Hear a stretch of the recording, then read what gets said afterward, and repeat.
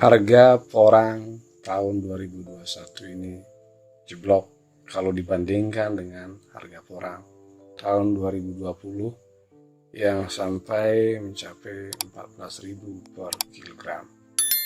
Umbi porang tahun ini kisaran 7.000 8.000 paling maksimal, dan sempat turun lagi ke angka 6.800. Nah, itu yang menyebabkan petani khawatir. Nah, banyak spekulasi muncul, apa sih penyebabnya harga porang tahun ini jeblok? Nah, misalnya ada bahkan berspekulasi bahwa ini adalah bagian dari konspirasi. Konspirasi yang dimaksud adalah ada permainan dagang dari beberapa negara yang tidak menginginkan Indonesia menjadi dominator atau negara yang mendominasi terhadap porang. Mereka menginginkan Indonesia seperti kedelai dulu. Sempat kedelai itu banyak ditanam oleh petani Indonesia, kemudian jeblok, akhirnya para petani tidak membudidayakan kedelai lagi, dan dominasi kedelai tidak lagi Indonesia. Bahkan sekarang untuk membuat tempe saja kita impor. Nah, ini juga spekulasi ini muncul di media sosial. Nah, mereka menduga bahwa porang ini bisa ada permainan dagang seperti itu. Alasannya beragam.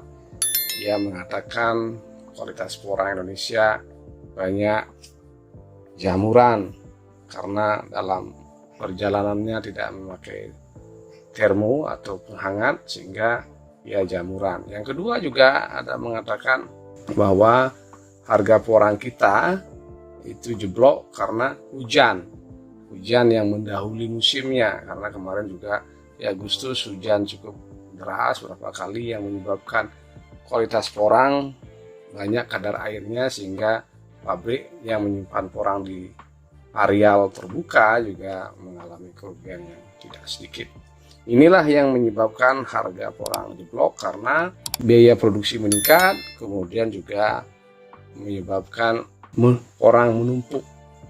Nah, ini yang menyebabkan banyak petani khawatir. Nah, apakah kita perlu khawatir terhadap harga porang jeblok? Karena Presiden Jokowi juga mengatakan porang menjadi super prioritas.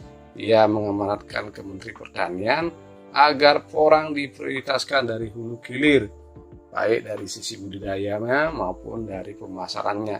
Dari budidayanya saya mendengar akan ada benih porang, ada pembimbingan dan seterusnya, dan dari pemasaran juga akan didorong, diusahakan produk turunan, misalnya jadi beras, paling tidak chip. Nah, ini menjadi catatan-catatan bahwa kita tidak boleh mundur untuk berbudidaya porang.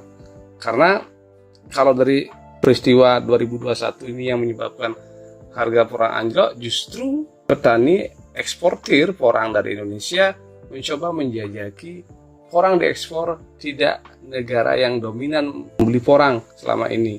Misalnya kita dibinit oleh Cina, kita mendorong Korea Selatan membeli, kemudian Eropa membeli, Amerika membeli, sehingga kita mempunyai pasar baru. Nah, kalau misalnya kembali pasar Cina dibuka, tentunya akan terjadi lompatan kebutuhan. Namun, seperti kita ketahui, di Eropa, di Korea Selatan, di Amerika, porang itu memerlukan kualitas yang lebih tinggi. Misalnya, kulitnya dikupas. Nah, walaupun demikian, tentunya pasar ini akan semakin terbuka kalau misalnya kita tidak kendor untuk menanam porang dan akan kembali mendapat cuan.